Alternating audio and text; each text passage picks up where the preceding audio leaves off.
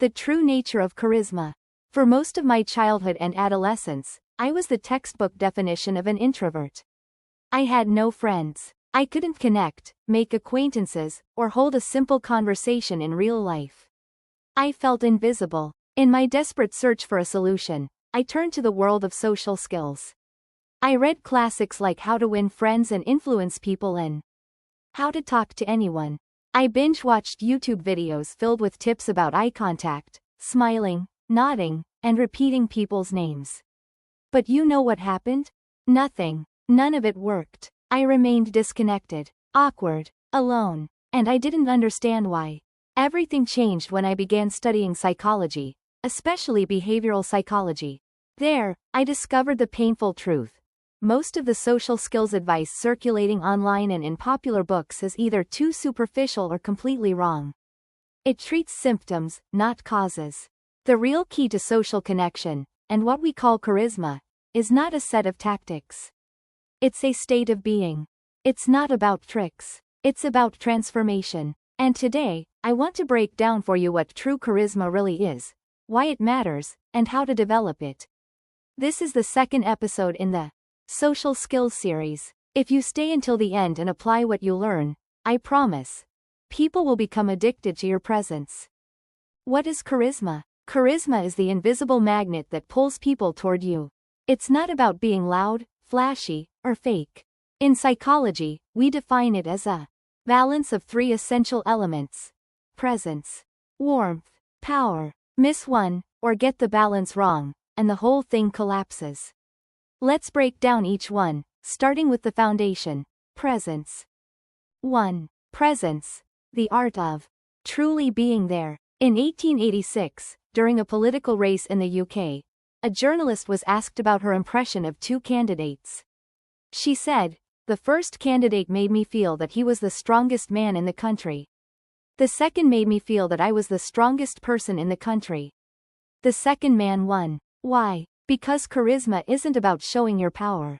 It's about making the other person feel powerful in your presence. That is the power of presence. How to practice presence. 1.1 Listen. Don't think, just listen.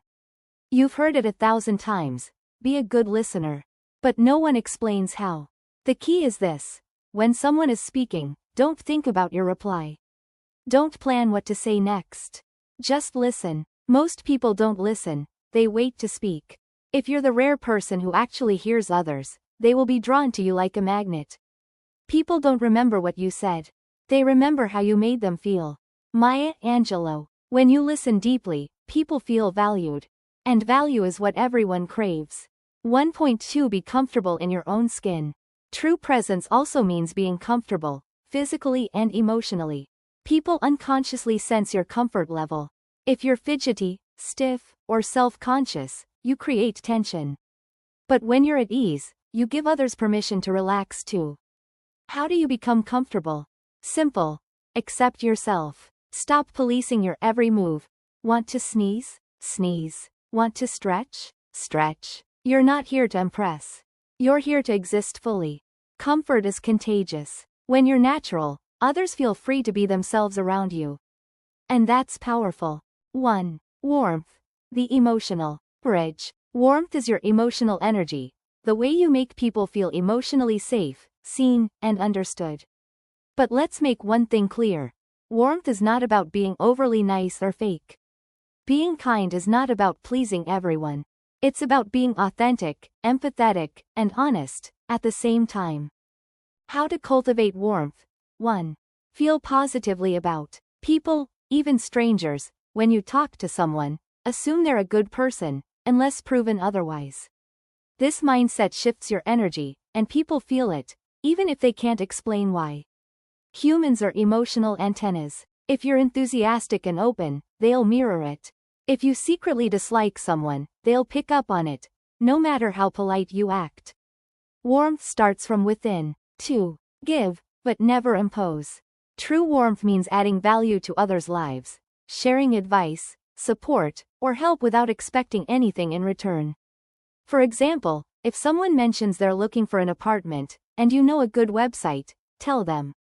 Share the link. Don't follow up. Don't seek praise. give, and move on. This quiet form of generosity builds deep connection. 3. Accept, understand, be honest. Warmth is not agreeing with everything. If someone loves football and you don't, say, honestly, I'm not into it, but I get why people are. You're not attacking, you're simply being real. And that balance of acceptance plus honesty is rare. It creates trust. 1. Power. The inner strength people respect. Presence and warmth make people like you. Power makes them respect you. Power doesn't mean dominance. It means self-assurance, boundaries, and inner stability. If presence is about making others feel seen, and warmth is about making them feel safe, power is about making them feel you know who you are. How to build power. Stop seeking approval. You don't need to prove anything. When you stop trying to impress, you automatically become more impressive. Don't overshare. Don't beg for attention. Let your confidence speak for itself. Speak your truth.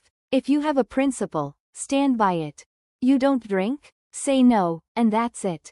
No need to justify. Someone crosses a line? Assert your boundary. Respect grows from those who know how to say no. Use body language to reflect inner confidence. Body language follows your mindset, but it can also influence it. Stand with ease. Let your hands move naturally. Don't stiffen or try to pose. Imagine, if I were the most powerful person in the room, how would I sit? Walk? Speak? Then do that. The final message. Charisma is a way of being. If you try to memorize rules like, make eye contact, smile, say their name, you'll sound robotic. Instead, be present, be warm, be powerful. Charisma isn't something you do. It's someone you become.